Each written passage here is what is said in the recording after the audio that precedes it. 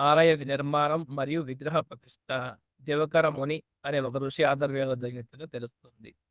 విష్ణు భక్తుడైన దివకర ముని ఒకనాడు విష్ణువు కోసం తపస్సు చేయగా శ్రీ మహావిష్ణువు 2 సంవత్సరాల బాలుని రూపంలో ప్రత్యక్షమయ్యాడు. ఆ బాలుడిని చూసిన ఋషి తన వద్ద ఉండాలని కోరుకున్నాడు. అప్పుడు ఆ బాలుడు తనను ప్రేమతో చూసుకున్నన్నాళ్ళు తన దగ్గర ఉంటానని, లేని యెడల వెళ్ళిపోతానని చెప్తాడు.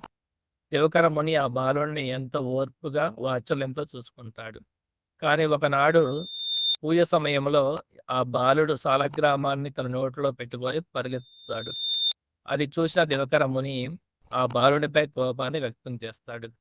అప్పుడు ఆ బాలుడు తనకిచ్చిన మాటని గుర్తు చేసి అరణ్యంలోకి వెళ్ళిపోతాడు. అయితే ఆ బాలుడిని వెతుక్కుంటూ దివకర ముని అరణ్యంలోకి వెళ్తాడు. అప్పుడు ఆ బాలుడు